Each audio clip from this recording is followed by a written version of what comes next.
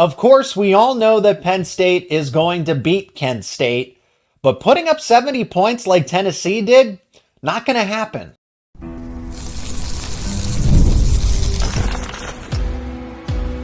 You are Locked On Nittany Lions, your daily podcast on the Penn State Nittany Lions. Part of the Locked On Podcast Network, your team every day. Let's go in depth into this Penn State versus Kent State matchup and make some game predictions. I'll tell you what you need to know about the Nittany Lions offense and defense for this one, and we'll even look ahead to Illinois. This is Locked On Nittany Lions. I'm your host, Zach Seyko, and thanks so much for making us your first listen and watch.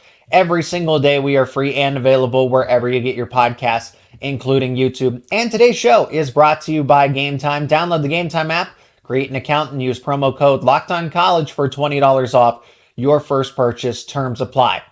Again, I'd really appreciate it if you left a like on this episode, but more importantly, be a part of the conversation in the comments section. Let me know your final score prediction, and that's how we're going to start off the show, with the final score prediction and my expectations about how this game will unfold and going through Penn State's offensive and defensive game plan. However, I will start with the defense in this one. But my score prediction, first and foremost, is going to be 56-0. No, this is not another type of Maction scare like Bowling Green was. No, Penn State will be able to handle this one comfortably. 56-0 is my final score. This I feel confident in because Kent State is a bottom 5 team in the FBS. Out of 134 teams, Kent State is just abysmal. Penn State is a minus 48.5 points favorite on the spread. There's no money line in this one, and the total set at 55.5 per FanDuel. So I have Penn State covering and the total just barely going over. So pay very attention closely to those numbers if you are looking at betting on these lines. But I don't think Penn State's going to match what Tennessee did with the scoring margin of 71-0, over 70 points from Tennessee down in Knoxville. And here's why. Penn State isn't going to kick the ball onside late in the first quarter. I don't know if everybody saw that. If you, maybe you saw some of the reaction on social media to Tennessee having an onside kick, a surprise onside kick late in the first quarter when they were up 30-0. Penn State's not going to pull anything like that.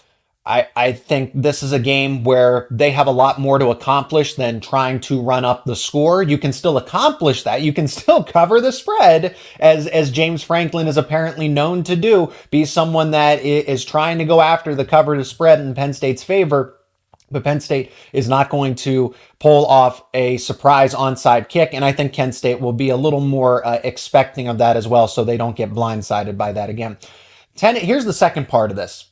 Tennessee also gained a lot of ground on punt returns. They were actually very proficient on special teams, particularly in punt return. Whether that was Kent State's punting unit is just not good at coverage, or Tennessee is a really good unit when it comes to returning punts, Penn State probably won't be as effective in that category if Caden Saunders is still banged up. I know he's out there. I know he's collecting punts. He had that muff that went out of bounds, fortunately, against Bowling Green. That could have really swung the game. Besides the point, though, if Caden Saunders is not 100%, and it really doesn't feel like he is to this point, Penn State is still playing him cautiously, and I imagine the approach is going to stay the same in this game against Kent State, because you can't afford more bumps and bruises to key players, which we will discuss more in this preview. But they are not going to have that kind of impact and change the field position very easily on punt returns. So that's part of the reason why Tennessee, just kind of creating some not so obvious turnovers and then being able to flip the field on punt returns pretty frequently throughout the game. I would honestly argue that Penn State should give somebody else a run just so you have insurance behind Caden Saunders. I know that Caden Saunders can field a punt. If he can't go at all, who is the backup to Saunders at that punt return spot? Now, the shutout happens because Kent State is just miserable on offense, and Penn State's defense is going to be looking to make a statement. The reason why that Bowling Green game was so close was because the defense failed to show up in the first half. They forgot that they had a football game that day. Kent State's offensive line is comparable to a turnstile at an amusement park. I'm going to be coming down on Kent State a lot. They're just not a good team. They are just not a good football team this season. I think they have respectable playmakers for the MAC, which I will talk about in the third segment a little more, but it's nothing like Bowling Green. This is not going to be a scare. I don't care how energized that they're going to be. It's not like Bowling Green where you have a really good coaching system, someone who's been there for 5 years, 30 plus veterans on that team, 30 plus seniors on that team. No, this is not comparable to Bowling Green here, even though they are from the same MAC conference, but they are predicted to finish last for a reason. All in all, Penn State's defense will not have any issues in this case. Kent State could try to double team anybody and everybody, whether that's Abdul Carter, Deni Dennis-Sutton. The defensive line will be able to get home simply by rushing 4. And then if you want to go quick game, Penn State's going to be more prepared for that defensively. I can't see Kent State's receivers beating the press coverage to get open in that instance. So if Penn State's going to have a more effective defensive game plan overall, I'd like to see Abdul Carter have a big day, finally register a sack after 2 games already at defensive end. But Deni Dennis-Sutton is due for one himself. He's been awfully quiet. Really, anybody could have a big day on that first 4 defensive linemen, Devon J. Thomas and Zane Durant included. The defensive line just rushing 4 will be able to get home, and that was very apparent for Tennessee as well. They did not have to do these exotic blitzes to get after the quarterback and make a play in the backfield. I am not expecting KJ Winston to play in this game, meaning that Tom Allen is going to make those defensive adjustments that I alluded to in the previous episode. Go check it out. I highly encourage it. Penn State is going to have a different defensive look, and it's going to return to the traditional 4-3. 4 defensive linemen, 3 linebackers, 2 safeties over the top. Expect Tony Rojas, Kobe King, and Dom DeLuca to be that starting 3 at linebacker with Tyler Elsdon cycling in. I'm not expecting Tamir Robinson to play in this one. He's dealing with bumps and bruises. Your 2 safeties will be Jalen Reed and Zach Wheatley accordingly if KJ Winston is out. Do we see when KJ Winston is out? I don't expect him to play. Do we see Kari Jackson and Anthony Specca at linebacker? Maybe, most likely. Now, if they're not ready, normally they wouldn't play in this instance, but because there is no depth at the linebacker spot, you need to get those true freshmen adjusted, and this is a game where they can play where it's not consequential. Speaking of safety and speaking of true freshmen, keep an eye out for Dejon Lane. James Franklin specifically mentioned Lane in his press conference and how there's a plan to get him on the football field. He's had the green light since the beginning of the season, which is impressive since he enrolled in May as opposed to January as an early enrollee, but he hasn't played that much, only on special teams selectively. And I'm eager to see how he does because he is the 4th safety. He is the declared 4th safety behind KJ Winston, Jalen Reed, and Zach Wheatley. So that means if one of them's not available, and go figure, KJ Winston's most likely not going to be available here, the true freshman Dejon Lane is going in the football game. So defensively, Penn State should have a relatively successful day. You can expect some turnovers, and they can come from anywhere. They can come from anywhere. The pass rush can come from anywhere as well. But put the responsibility on Deni Dennis-Sutton and Abdul Carter because they have been so quiet to this point at defensive end. Now, how about over on the offense? And the offense is, there's a significant impact of how this game can go for the future of the team because of this one key position battle that is going on through 3 games. I'll tell you what it is and what to expect overall from the offense coming up after this break. And today's episode is brought to you by FanDuel. You've heard us talk a lot about FanDuel, and of course, because it's America's #1 sports book, well, we have something a little bit different for you. And now through September 22nd, that date is quickly approaching, so take advantage of this deal. All FanDuel customers can bet just $5. $5 is all it takes, and you'll get a 3-week free trial of NFL Sunday Ticket from YouTube and YouTube TV. Then with a YouTube TV base plan, you'll be able to watch every regular season Sunday afternoon out-of-market game, and all you need is a Google account and a current form of payment, and you can cancel at any time. So there is no obligation. Just visit FanDuel.com and download America's #1 sportsbook. And if you look over at FanDuel.com, you can see the lines for this game. Penn State versus Kent State. Penn State is a minus 48.5 point favorite. There is no money line for this one. The total is set at 55.5. If you like those lines, you can bet them over at FanDuel.com. Again, that's FanDuel, America's #1 sportsbook. Today's episode is also brought to you by Game Time. You got to download the Game Time app because buying tickets to your favorite events should not be stressful. Game Time has a new feature, and it's called Game Time Picks, and that makes getting tickets to your favorite live events even easier. Game Time Picks filters out all of the fluff. to show you only the incredible deals on great seats so that you don't have to waste time searching through thousands and thousands of tickets. And if you look at Game Time right now, I have the tickets for Penn State versus Kent State pulled up, and it already sorts the top deals for me. And you can even factor in all-in pricing to know what the entire cost is up front, so there is no second guessing. And if you look at the game, if you want those last second tickets for Penn State versus Kent State, there's a super deal right now for tickets on the 50-yard line, row 11, section WE, for $100 a piece. That is the all-in pricing with the fees already factored in.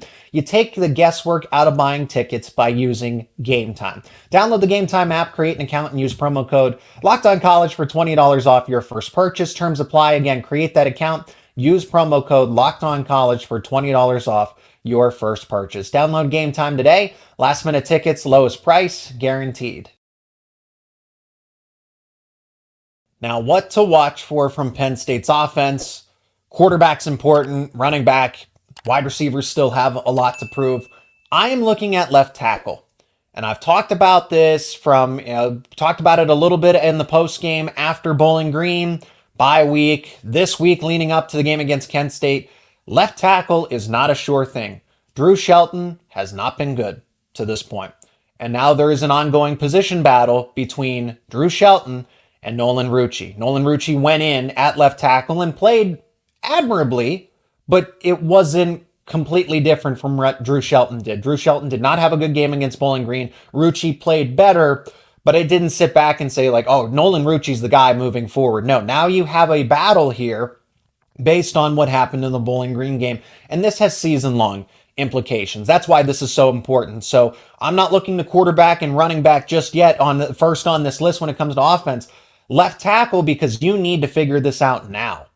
This is the blindside protector of Drew Aller. This has implications for an Illinois game. USC, Ohio State, the tougher competition. You're going to only solve so much against Kent State, but at least you'll have a better idea of who can anchor that left tackle spot. Moving forward, you have to figure it out now who the guy is moving forward. And I prefer Nolan Rucci. I've had my concerns about Drew Shelton all off season. And unfortunately, his struggles have shown up early here. And that's really not a good thing, because against West Virginia, whose front seven is okay, barely okay. I think I'm being generous with that characterization. And then Bowling Green, that front seven might be better than West Virginia's, but it is still a MAC conference. And for some reason, Drew Shelton went from having an okay game, the bad run blocking, decent pass blocking against West Virginia, to a bad game overall against Bowling Green. And the analytics back it up. Pro Football Focus did not grade him well coming out of that Bowling Green game. And that is why Nolan Rucci went into that game. Overall, that is why Nolan Rucci was brought in, period, to not only provide depth, but to start if needed. So there was a question mark at right tackle. Anthony Donko secured the right tackle spot. But now you have an issue at left tackle, and it's time for Nolan Rucci to take over. I know he played a lot of right tackle at Wisconsin. That's where he primarily was. But we talked about this in the offseason. Nolan Rucci can play both sides. And if he has a better performance against Kent State, that is now your left tackle moving forward.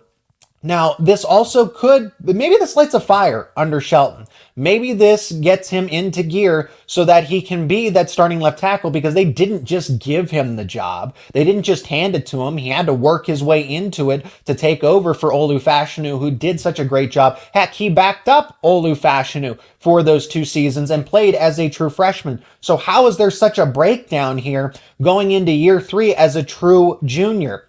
I think Shelton, I don't think he's unmotivated, but maybe this, like I said, just kind of lights a fire under Shelton and has him playing more inspired football in this case. We'll see, but I'm keeping an eye first and foremost on left tackle to see who's going to play more. Is it Drew Shelton or Nolan Rucci? And then going from there and grading the performances based on the eye test, because I'm really not sure what the issue is with Drew Shelton here, but he has had a bad start to the season.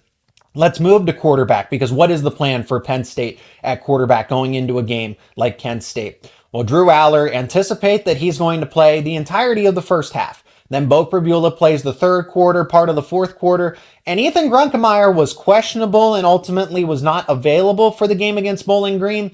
but you have to get Ethan Grunkemeyer in this game and allow him to finish it. I compare this game to Delaware from last season. Kent State lost to an FCS team in St. Francis 23-17. So this is absolutely very comparable to an FCS Delaware team. Penn State won 63-7 from a year ago, for those who remember. And Aller was 22 of 26, roughly 200 yards.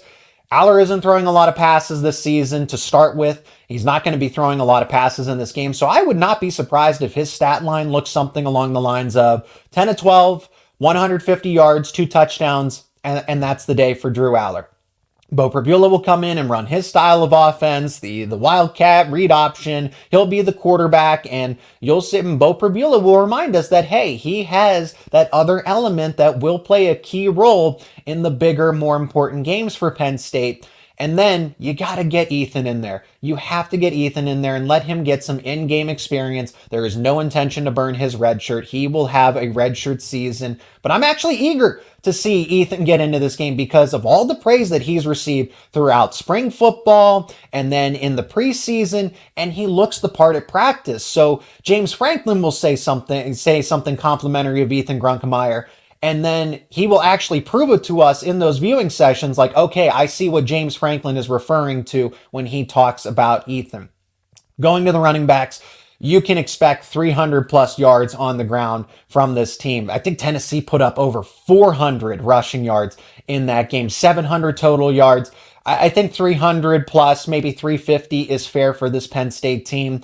Between Nicholas Singleton and Katron Allen, they can easily have 100 plus each again. Just individually, Cam Wallace will get some run too. I anticipate that Bo Prabula will be using his legs as well. Kent State is just not stout up front. They're just not. They run a 4-2-5 themselves, depending on the opposing personnel. And if Penn State's going to run 11 personnel with 3 wide receivers, they just don't have a lot of size in the front 7. They're just they're out-athleted.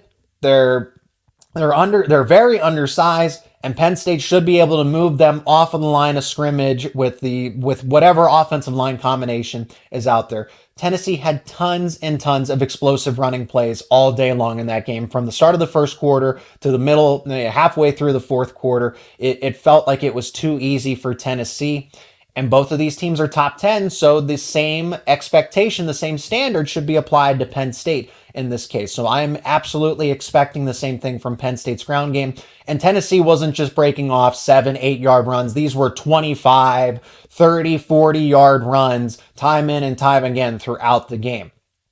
Talked about the true freshman on the defensive side. True freshman on the offensive side, Luke Reynolds. Luke Reynolds has to start this game.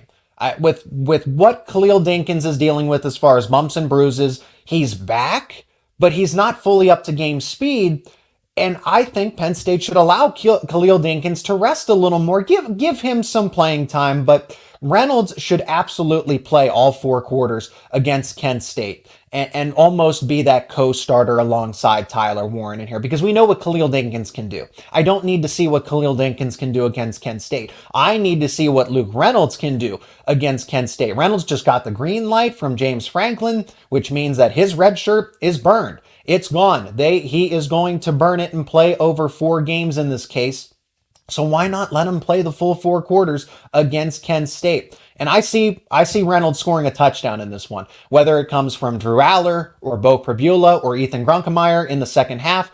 I fully believe that Luke Reynolds will get his first career touchdown catch in this game against Kent State. Now, I already mentioned running backs here. Hopefully we see Quentin Martin at some point. He is the future at tailback for Penn State. Martin can play football. He's so dynamic that James Franklin even alluded to the possibility of moving him to wide receiver. I predict that he and Wallace will be the co-starting running backs, that 1-2 punch like Singleton and Allen are this season and have been for the past, what's going to be 3 years. For Martin and Wallace, they'll be that 1-2 punch going into next season. That's the expectations. That's the optimism that I have for a Quentin Martin. So I'd really like to see him in this game sooner rather than later as well. Tyzier Denmark can play a big role in this one and is someone to watch. Lots of upside, early promise thus far, and I don't know who to trust after those first 5 wide receivers. Trey Wallace, Amari Evans have been reliable to this point, but we have not heard a word from Liam Clifford, Julian Fleming. We know that Caden Saunders is dealing with bumps and bruises, but outside of those five, Mekhi Flowers, Tyler Johnson, Anthony Ivy, just to kind of name the next group, Tyzer Denmark can absolutely, with good practices and going in these kinds of games, prove that he is a viable option as a sixth wide receiver. And if you continue to have some bumps and bruises in this group, you can turn to him and trust him down the stretch of the season. I've already pointed this out. I think that Luke Reynolds and Tyzer Denmark will play key roles in the offense in the second half of the season. They just need to get acclimated with the speed of the college level to this point. I give Denmark the edge. He has so much more potential than any of those other receivers that I named outside of the first five. Mekhi Flowers, Tyler Johnson, but Anthony Ivy. But hey, prove me wrong. I fully expect them to be present in this game as well and have an opportunity to prove their stake and why they belong in the offense as contributors to an extent. Now, to wrap up, I do want to share my thoughts on Kent State. I don't want to just leave them out of this, even though we're doing everything to guarantee a Penn State win here, because we can guarantee a Penn State win here. There's not going to be a scare. So let's preview Kent State, because why not? And then we're going to look ahead to Illinois as well, and I'll tell you why I think they're frauds and not a top 25 team. That's coming up next here after the break. And today's episode is brought to you by Roy. Hey, Nittany Lion fans, have you heard about Roy? It stands for Return on You, and it's a new platform that lets you, the fan, get involved in NIL like never before by making contributions directly to your favorite athletes. By supporting players directly, you can help shape rosters, retain talent, keep your favorite athletes out of the transfer portal. As you all know, NIL has changed the game for athletes. Roy changes the game, the NIL game, for fans. And I know what everyone's probably thinking, that there's a risk with your contributions. There's actually no risk involved with your contributions. Fans' contributions are securely held and are only distributed if the athlete makes the decision that aligns with the fans' support. If not, the money is then returned to the fans. So there are no risk with your contributions. You can get the Roy app for iOS or Android and start making an impact on your favorite team. You can use our referral code LOCKEDON for an opportunity to win $5,000 cash. That is code LOCKEDON. Visit joinroy.com for more details. No purchase necessary and void where prohibited. Get off of the sidelines and get in the NIL game with Roy. Today's episode is also brought to you by Team Ticker. Team Ticker is the one-of-a-kind sports sign for college sports fans. And that right there behind me to my left is a Team Ticker sign, a Penn State Team Ticker sign. It's a combination of design and function that gives you an entertaining, creative way to display your team pride while providing a unique connection to your favorite team. Whether it's football, men's and women's basketball, baseball, soccer, or softball, Team Ticker has got you covered. You never miss a game, as the high-tech retro display provides a countdown to that next big game, as well as daily updates about the latest team news, stats, schedules, standings, and much more. Team Ticker is the ultimate addition to your Nittany Lions sports collection. And once you hang it on the wall, it's going to be the talk of all your fellow Penn State sports fans. If you're looking for that one eye-catching item to showcase your team pride, or a gift for that special Nittany Lions fan, go to teamticker.com and pick up your Team Ticker today. Team Ticker is the one-of-a-kind sports sign. Go to teamticker.com, use my promo code LOCKEDON, and you'll receive $50 off your Team Ticker purchase. Again, that's teamticker.com, promo code LOCKEDON for $50 off your Team Ticker purchase. We'll finish up the show by talking about what to watch for from Kent State and give you an 1,000-foot view of Illinois and why I think they're frauds. But starting with Kent State, because that is the opponent that Penn State is playing this weekend. Kent State is in the mother of all rebuilds in this case. Head coach is Kenny Burns. He's in year 2. 1-14 through 15 games, 0-3 on the season, with losses to Pitt, allowing 55 points to the Panthers, losing 23-17 to St. Francis, and then 71-0 to Tennessee. Devin Cargman is the quarterback, 55% completion percentage, 432 yards through the air, which is 5.3 yards per pass. They are without their leading rusher from a season ago in 2023, Gavin Garcia. And Penn State, a teammate of his, or I should say there is a familiar connection here in this case. Julian Fleming is very familiar with Gavin Garcia. Why? Because he was teammates with his brother at Southern Columbia, Gage Garcia, who actually attended Michigan at one point before transferring to Lehigh. But there is a little bit of a connection here. I wonder if Julian Fleming and Gage Garcia shake hands post-game when all's said and done. And fun fact, I've actually called a wrestling match for Garcia on the radio, funny enough. So Kai Thomas is now the leading rusher for Kent State, and he only has 89 yards through 3 games and no touchdowns. Ouch. When you're trailing, you typically don't run the ball, so that's why Kai Thomas hasn't been that effective. But he actually is pretty reliable in the passing game. Speaking of reliability, I do want to give respect where respect is due, and they have respectable options at wide receiver with Luke Floria and Christian McCray. Those two guys for the MAC conference level of competition, I think those guys are pretty talented. Defensively, they allow tons of explosive plays. There's not a lot of resistance here. They don't make a lot of plays in pass defense. The secondary, the defensive backs are not all that good. 1 interception to this point. They just allow big chunk plays. I do want to point out one player on the defense because he is from Clearfield, Pennsylvania. He is returning home in this case. Defensive tackle Oliver Billett has 8 tackles on the season. And funny enough, I've also called a wrestling match of his when he was at Clearfield High School on the radio. Now let's look ahead to Illinois. So that's Kent State in a nutshell. Again, Penn State wins 56-0 in my mind. That is my final score prediction. How about the Illinois Fighting Illini? They're frauds. Fraudulent is tough to say, but in all seriousness, they do not belong in the top 25. I was very surprised to see them at number 24. I believe they're a decent team. I think they're going to be competitive. But I also think that Nebraska is going to humble them. I think Nebraska will win pretty convincingly in that one. That's a Friday night showdown. And why I was kind of hesitant to say that, hey, Penn State's going to have a top 25 matchup. Illinois being the 24th team, losing to Nebraska by maybe 2 touchdowns or so. That's realistic here. Would fall out of the top 25 after just entering it. Now, how did they get into the top 25? Because they beat an FCS team in Eastern Illinois. They beat Central Michigan, who's another okay MAC team. They're not one of the perennial contenders for the conference, like a Bowling Green. They beat a ranked Kansas team. 23-17 was the final. Kansas shouldn't have been ranked.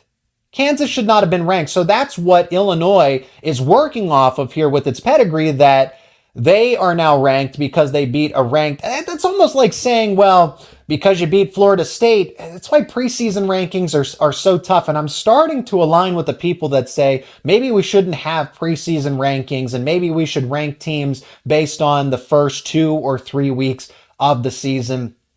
It's not a perfect system, but it is really tough. And Kansas shouldn't have been ranked. Florida State shouldn't have been ranked. What interests me about that game is the fact that Illinois only scored 23 points in that game. That Kansas defense is not good. They're not good. Respectable though, admirable though. They held that Kansas offense to 17 points. But the big difference here, Kansas did not have Andy Kotelnicki calling plays. You see how valuable Andy Kotelnicki is and how important it is to get the right coaching in place and how it can have a major impact on your team. That's why Andy Kotelnicki was one of the most sought after offensive coordinators, not just by Penn State, but across the country. You can already see it. Kansas only scoring 17 points. That's really unusual from them. As far as Illinois goes, Brett Bielema is a really good coach. Really good coach. A lot of history in the Big Ten. He's outcoached James Franklin before. Remember the 2021 9 overtime game? I try to forget about it. This Illinois team, though, has lost some serious talent on defense. I think of Jerzon Newton, who had such an impact on the defensive line. He's off to the NFL. They beat Eastern Illinois, an FCS team. They shut them out. Fine. They beat, somewhat convincingly, a Central Michigan team too. I don't see them as a threat to Penn State. I think Penn State will be able to win that game decisively. That's in prime time. Penn State is not going to overlook Illinois in this case because they have now inserted themselves into the top 25. Kudos to them for beating Kansas, but that win shouldn't, I don't know that it holds as much value as the AP pollsters are giving it.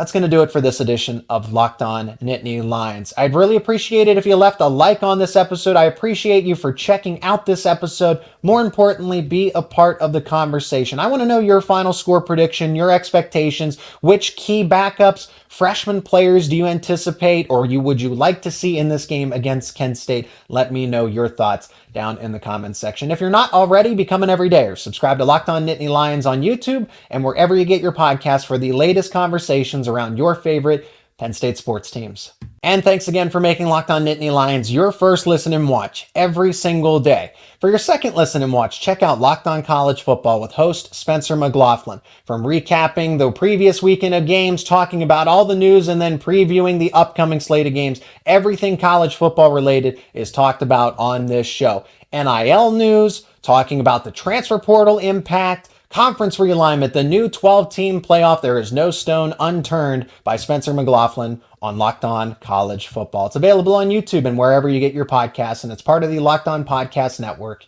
your team every day.